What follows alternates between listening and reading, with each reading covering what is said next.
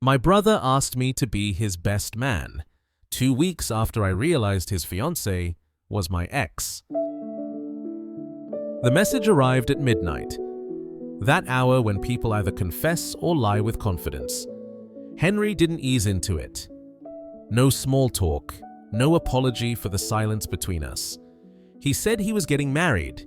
He said he wanted me beside him. He said it like nothing had ever happened.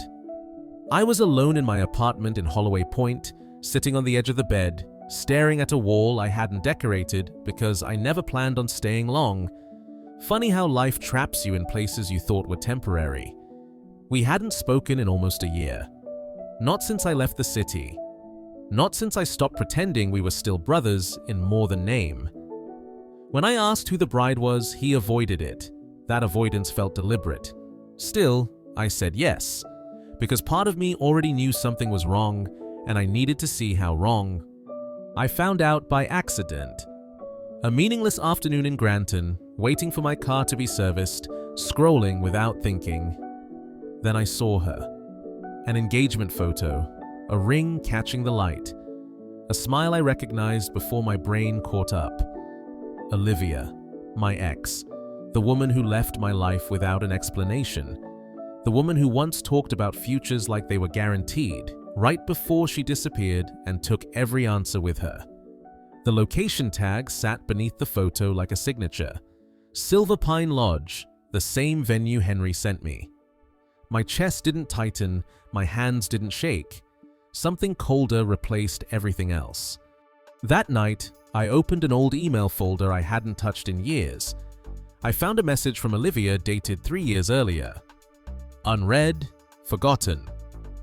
The subject line said, "I'm sorry." Inside were screenshots, messages between Olivia and Henry, late-night conversations, private jokes I'd never heard, plans that overlapped my entire relationship with her. Then I saw the message that changed everything. Olivia wrote, "If he ever finds out, it'll destroy him." Henry replied, "He won't. I'll make sure of it." That's when I understood this wasn't a mistake. It was a decision, repeated, maintained, protected. I still went to the wedding. I wore the suit Henry picked. I memorized the schedule. I stood beside him while he spoke about honesty and loyalty. At the rehearsal dinner, Olivia pulled me aside. She whispered, "Please don't ruin this." I narrated my response calmly. I told her she ruined it years ago. I was just late to the funeral. She stepped back like she'd been slapped. The ceremony went on. They kissed, people applauded, and the lie became legal. 7 months passed before Henry showed up at my door. He looked smaller, older, like guilt had finally settled into his bones. He sat on my couch and said, "I found the emails." I narrated my reaction honestly.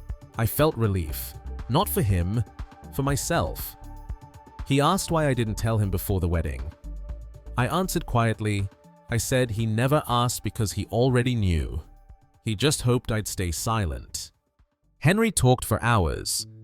He said Olivia confessed, but only partially. She claimed the affair was short, that it meant nothing, that she chose him in the end. I leaned forward and narrated my reply.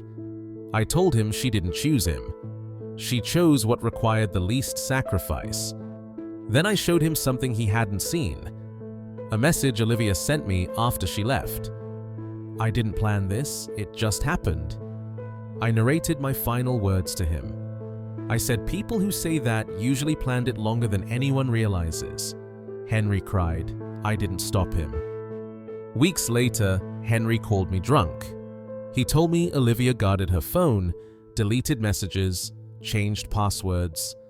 He said, "I think she's cheating on me." I narrated my answer softly. I told him she never learned how to stop. They separated quietly, no announcement, no explanations, just another relationship erased like it never existed. I thought that would be the end. I was wrong. Olivia reached out 6 months after the separation. A single message, no greeting, no apology. "Can we talk?" I stared at the screen longer than I should have. Then I replied with one word. Why? She said she needed closure. I agreed to meet her, not for her, but because unfinished stories have a way of haunting you.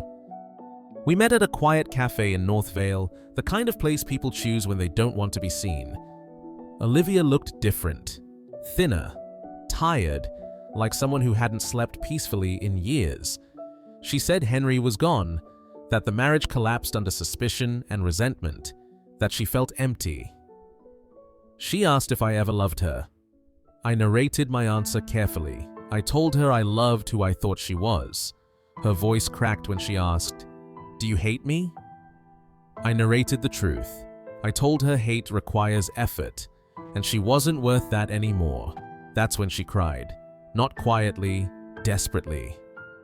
As we stood to leave, Olivia said something I didn't expect. She said, "I lost everything." I paused and narrated my final response to her. I told her she didn't lose it. She traded it. She didn't argue, she just nodded, like someone finally accepting a bill they couldn't afford. I never saw her again. People think betrayal is about love. It's not. It's about choice. My brother chose desire over loyalty. My ex chose comfort over honesty. And I chose truth over silence, even when it cost me family. Some people walk away married, some walk away broken, and some walk away awake. I didn't win, but I survived with my name intact, and in a world built on quiet betrayals, that's the rarest ending of all. Thank you for listening to my story.